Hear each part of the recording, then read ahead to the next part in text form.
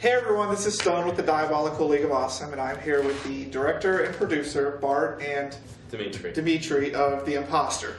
Now, I didn't know what to expect when I walked into this film, because I didn't know it was a documentary first off. I thought it was just a regular film.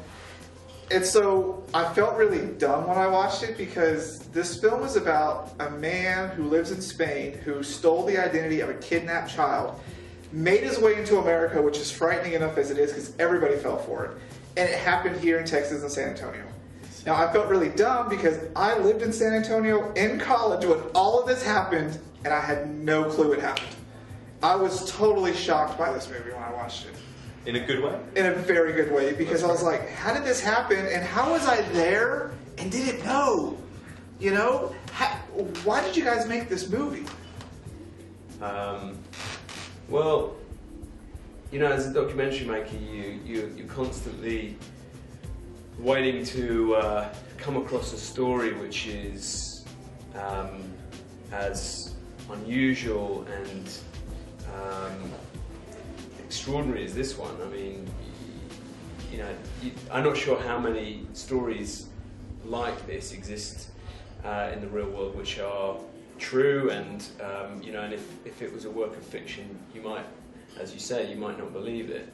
So we found it compelling as soon as we heard about it. I learned about him, the imposter, first, and then later learned about this episode that had taken place in Texas. And so we wanted to try and understand a bit about the kind of person that would perpetrate a crime like this, and we wanted to, and then we were also interested to know about the kind of people that could fall victim to a crime like this, and that seemed to be the starting point for a film which wasn't just simply about this episode, this crime episode. It was about the ways in which we can deceive ourselves and deceive others, and you know, but also I think your expectations are wildly off in the sense that it's not really a traditional documentary, and it does feel, I think, very cinematic and plays like a film and plays like a thriller.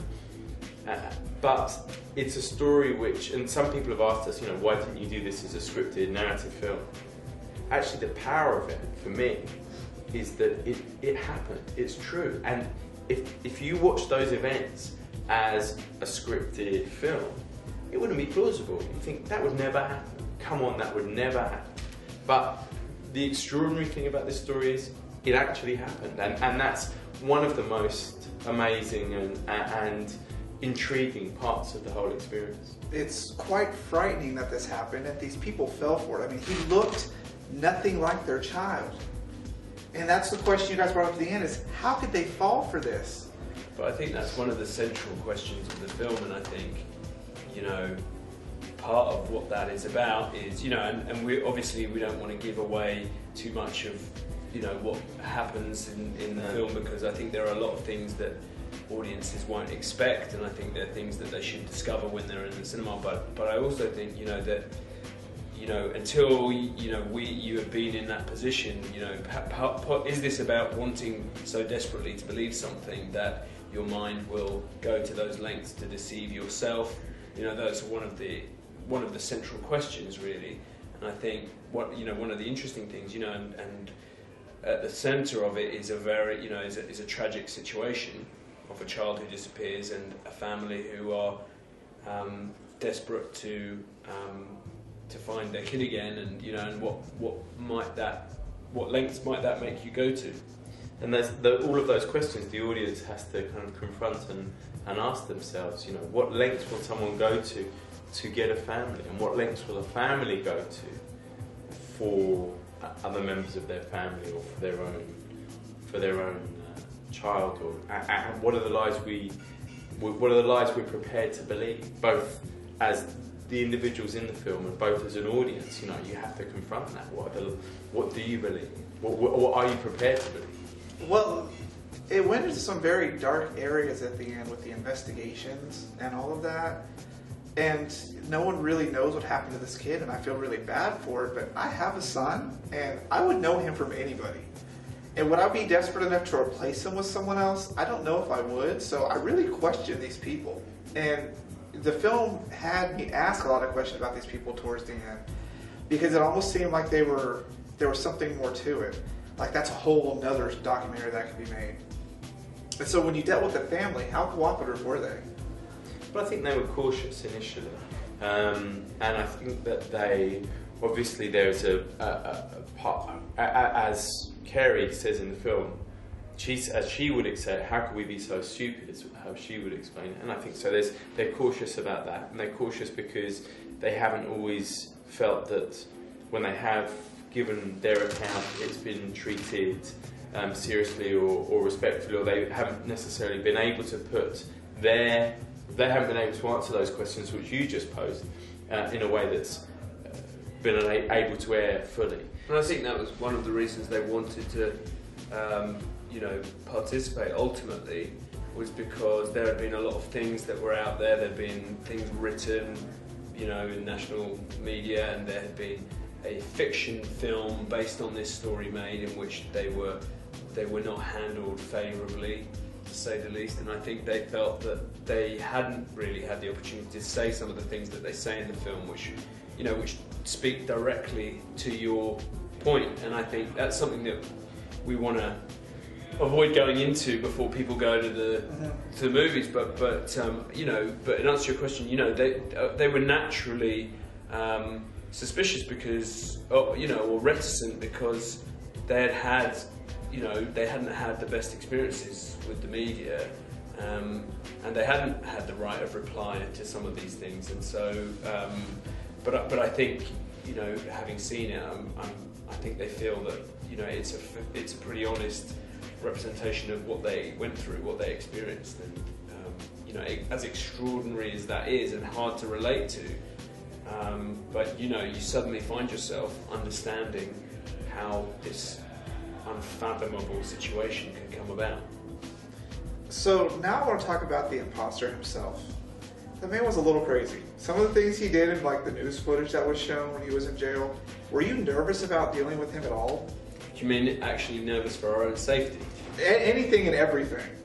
But I think when you go into a situation where you're dealing with someone who is, from the outset, to be a notorious con man and liar, then there's that comes with a health warning, right? Actually, that our experience of him was reasonably straightforward. Not always, and I think that he had his own concerns, and we had our own concerns about the way in which the film was going to be made, as did he. But certainly there was never a fear for our own safety. What were his concerns about the film being made? Well, I think he has, he's relatively well known in France. He has been featured on television shows and things like that. Lots been written about him, and I suppose like anyone, he I suppose was nervous as to how we were going to tell this story, and ultimately, part of what you see of him, he is compelling throughout. At times, he's very, you sympathise for him, and if you spend time with him, you go through all of those emotions. You feel sorry for him at times, you feel charmed by him at times, and you feel also quite repelled by some of the things that he's done. And you find yourself going through all of those different conflicting emotions. So that was one of the things that we felt was important to put in the film, that you go on this journey with him, you engage with him, and you also have this experience where you feel very different things. At the beginning you feel one thing for him, halfway through the film you might feel the opposite, at the end you might feel something totally different. And that is what it's like spending time with him, and he is an exceptionally clever person. He has done some terrible things, and he's also spent a lot of time in prison as well for it and all the rest of it. And I think it's important for us to kind of show all of those different sides to his character, and for you, the audience, to experience, to have that experience in the same way as we filmmakers have that experience. You know, he looks you in the eye and he tells you this story, and you go on this journey with him. It was a journey, and I hated him at first, then I liked him, then I felt really afraid for him towards the end when he started doing things, and then when I saw him dancing in jail, I was like, what's up with this dude? What is up with him? So I really want to know what it was like dealing with him, and you guys really handled it well, I can tell, because it was just, I mean, has he seen the movie since you made it? He hasn't actually. We're going to show it to him soon when we get back. We only finished the film very shortly before Sundance, so we've been travelling pretty much ever since. So we haven't had the, you know, and it's always, you always want to watch the film with the people to see their reactions. The family saw the film before Sundance, but he hasn't seen it yet. And what did the family think about it? Well, like I said, they felt that they were pleased that they felt it was an honest account of their experience, and they were pleased that they had finally had the chance to say some of the things which had never really been said before properly. And, you know, as you see, you know, the sister is incredibly articulate and, you know, and says a lot of powerful things in the film. So how have the audiences been taking it? Like, I was in disbelief when I watched it. I had to go home and look it up. Was this really real? And then I realized, man, I missed all of this, and I was right there when it happened. Like, are the audience, like, kind of divided? Like, do they think, oh, this can't possibly be real, like you said earlier, or are they just, like, totally silent, maybe? No, we've had amazing responses from the audience, and I think, but one of the things that's really noticeable, exactly like your experience, is people want to debate it afterwards, and they want to talk about it, and they want to ask about, was it this or was it that, and what should I make of this, and how do I understand that? And I think that one of the great, really gratifying things about the film is that people do want to talk about it. There's lots to discuss, and then people kind of go back over various events because there's this kind of interesting twist in the film. People go back over the events and want to talk about the events again, and we've had people at different screenings who said, this is my second time and I want to come and I wanted to see it again. So pretty much everyone, I mean, we've been lucky in that the audience response has been phenomenal. I mean, really phenomenal, and the critical response has been phenomenal. And we've met loads of people who said, I've got to tell everyone I know to see this film because it's just unlike anything I've ever seen before. So, and for us, that's as good as you can hope for in a way. And people come out of the cinema, like Dee said, you know, and they're debating it and, you know, and talking about it. And, you know. We had some very interesting debates after the screening the other week.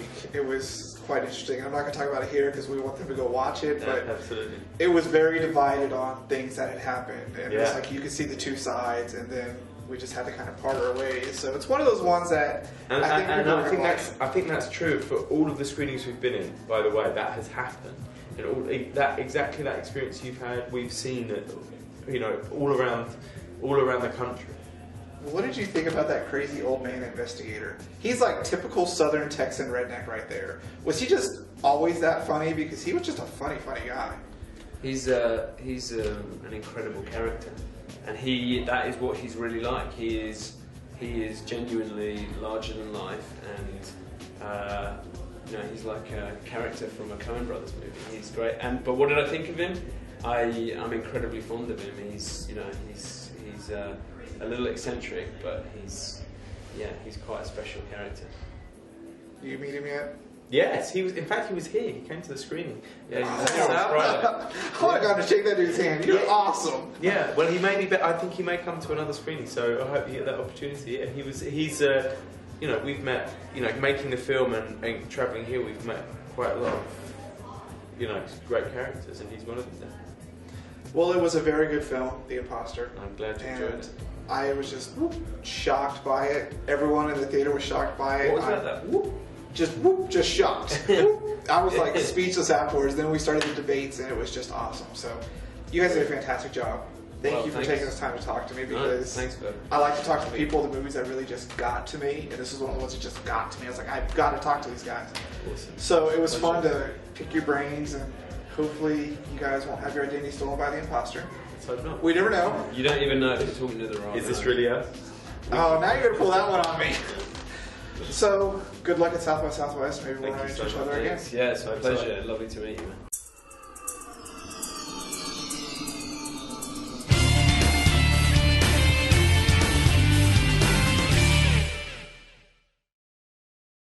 really talking about medications? Yeah. Awesome. Who's got what? You want to put your medication on the table. We'll play Russian roulette with it. Honestly, I don't have those yet. Sorry, man. I don't care because here are police like arrest you and shit. We're ready. We're gonna get you guys to sit down. Seriously, if you guys want a nice alter state of mind experience, for any flip side, if you could get tickets for next year, because this year they oversold. What's that?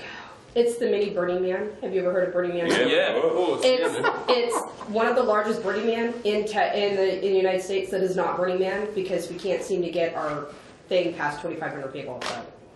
But I was supposed to go this year. I'm actually with a camp and they kind of screwed me on my ticket, so I ended up getting a ticket. I decided I just didn't want to go. I've never been to Burning Man. I just know they burn with some giant wooden guy, right? Yeah. I've got They friends who run go around every year. My brother-in-law naked, goes doing every lots year. of drugs, listening to a lot of dubstep. Do you Well, that really sounds like something you'd be into. Hell yeah. If you're going. What's not to like? You guys ready? It's already recording, so.